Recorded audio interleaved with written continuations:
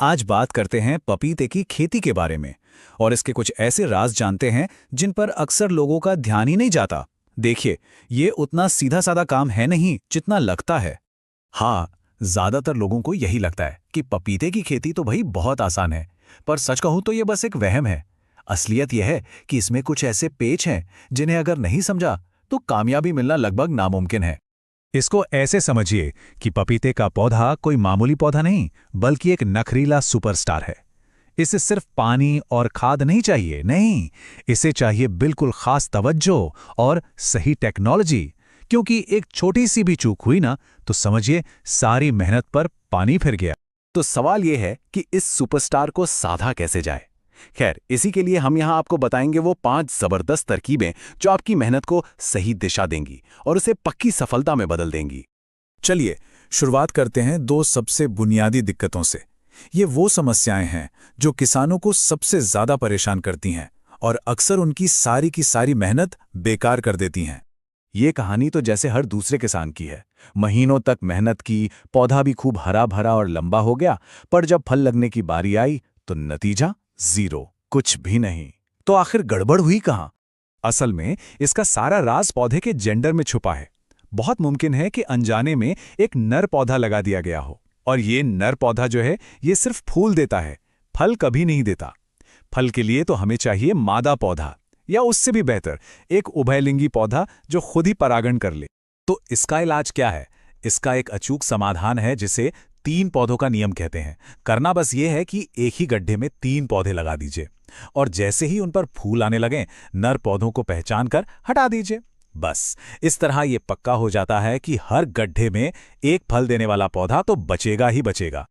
अब आते हैं पपीते के सबसे बड़े दुश्मन पर, जिसका नाम है कॉलर रॉट।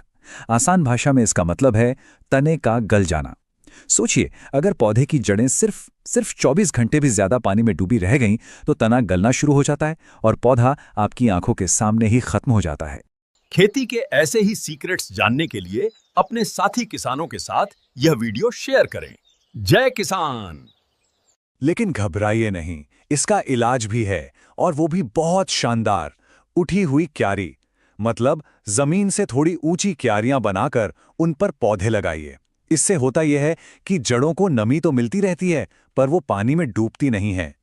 एक बात हमेशा याद रखिए, पपीते को नमी बहुत पसंद है, पर गीले पैरों से उसे सख्त नफरत है। ठीक है, तो अब जड़ें तो सुरक्षित हो गई, पर पौधे को बाहरी खतरों से कैसे बचाया जाए? इसके लिए हम कोई केमिकल इस्तेमाल नहीं करेंगे, बल्कि खेत में ही उसके अपने प्राकृतिक बॉडीगार्ड्स तैनात कर देंगे। और ये टीम ना सच में कमाल की है। देखिए, खेत के चारों तरफ मक्का लगा दीजिए। ये एक दीवार की तरह काम करती है जो वायरस फैलाने वाले कीड़ों को अंदर आने से रोकती है। और पपीतों के बीच में गेंदा, अरे वाह, उसकी जड़ें एक ऐसा केमिकल छोड़ती हैं जो जमीन के अंदर छिपे कीड़ों, जिन्हें नेमाटोड्स कहते हैं, उनको खत्म कर देती हैं।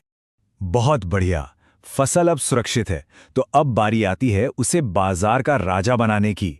मतलब अगर फल दिखने में अच्छे नहीं है, तो उनसे अच्छी कीमत कैसे ली जाए? अगर आपको जानकारी अच्छी लगी तो वीडियो को लाइक और शेयर जरूर करें, और डॉक्टर एनिमो को सब्सक्राइब करना मत भूलना। मिलते हैं अगली मजेदार सीख में।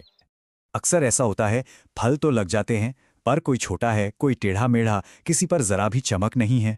अब ऐसे फल को देखकर तो बाजार में व्यापारी भी नाक मुंह सिकुड़ता है और कीमत सीधी आधी कर देता है। तो आखिर ऐसा होता क्यों है? इस पूरी परेशानी की जड़ है एक छोटे से पोषक तत्व की कमी, जिसका नाम है बोरॉन। जैसे ही पौधे को बोरॉन मिलता है, फल का आकार एकदम सही हो जाता है, उस पर एक गजब की चमक आ जाती है, और कीमत वो तो पूरी मिलती ही है। अच्छा, इसे याद रखने का सबसे अच्छा तरीका क्या है? डॉक्टर एनिमो की ये बात बिल्कुल सही है कि बोरॉन जो है वो पपीते का मेकअप आर्टिस्ट है। ये फल को बाजार के लिए एकदम सजा सवार कर तैयार कर देता है।